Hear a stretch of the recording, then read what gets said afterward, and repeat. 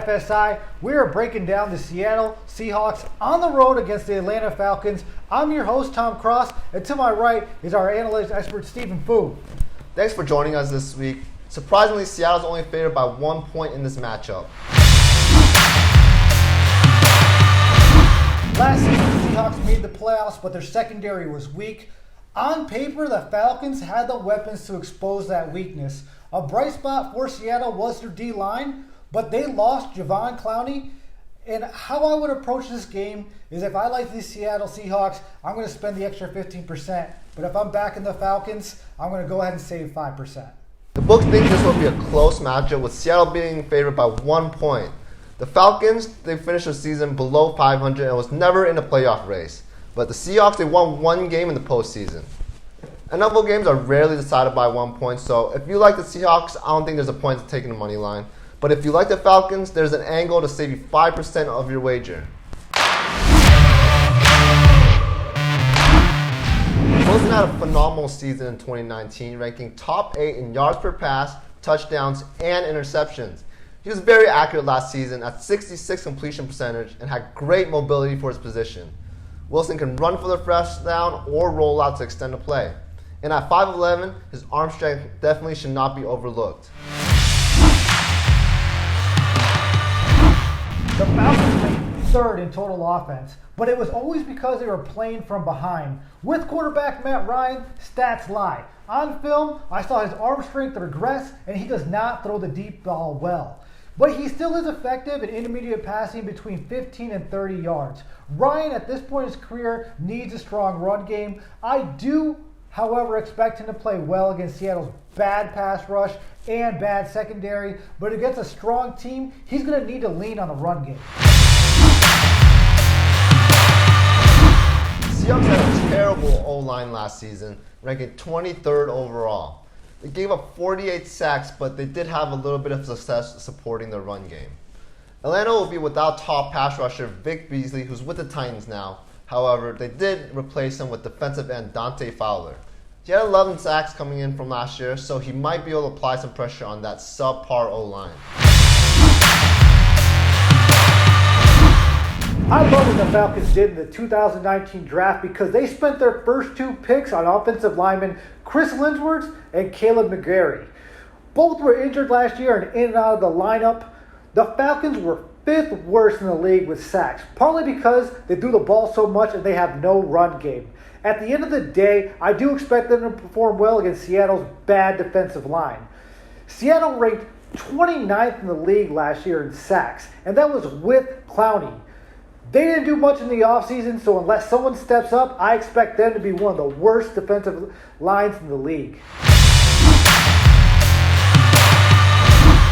The strongest part of the Falcons team is their wide receiver core that features Julio Jones, Calvin Ridley, and a low-key but great overall addition in Hayden Hurst, who they got from the Ravens last year. He's very dangerous. He averaged 20 yards per catch.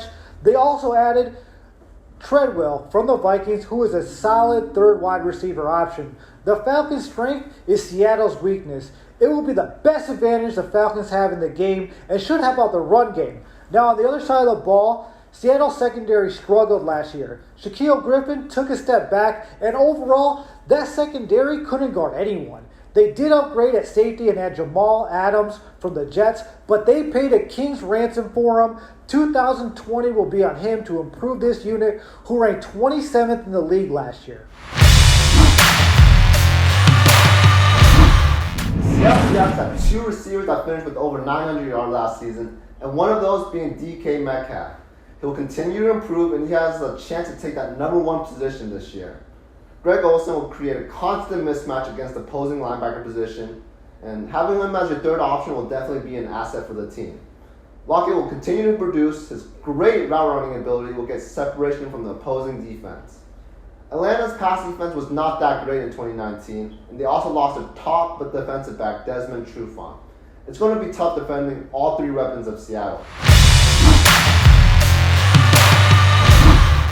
The Falcons' run game is horrible. Gurley needs to prove himself this year. He obviously looked horrible in 2019, so close your eyes and pray that he rewinds the clock to 2017. If he doesn't perform well, that's bad news for Matt Ryan and the Falcons. Seattle's D-line against the run is horrible. They ranked 22nd in the league last year, and since they lost Clowney and did nothing to improve that unit, I expect them to struggle. Seattle had a respectable run game last year, finishing 4th overall in yards. I think it's a big upgrade with the addition of Carlos Hyde. They will still have the leading rusher Chris Carson and have plenty of depth for the running back position. Wilson has great ability to escape the pocket, so they have a lot of options to run the ball. Atlanta's defense is below average, allowing 4.2 yards per carry, so I think it will be difficult stopping Seattle on the ground. I think Seattle's better at the QB position and running back position, and with Matt Ryan at the end of his career, I don't expect too much out of him this season. Seattle's offense should have the advantage in this matchup. I think there are more pros for the Falcons than the Seahawks. For instance, the Falcons are getting 2 starters back on the offensive line, and with Seattle's inability to rush the passer, I expect the secondary to struggle. I also expect the Falcons' run game to benefit from this. Seattle is basically a one-man show, and the Falcons are getting back key defensive players with speed to help limit Wilson's effectiveness. So at the end of the day, I'm taking the Falcons money line or +1. That's it for us. Do me a favor and smash that like button and also subscribe. Tell us who you're taking in the comments below. We don't care about favorite teams here. Our focus is on making you money. Follow our social media on Facebook, Twitter, or Instagram. The links are below.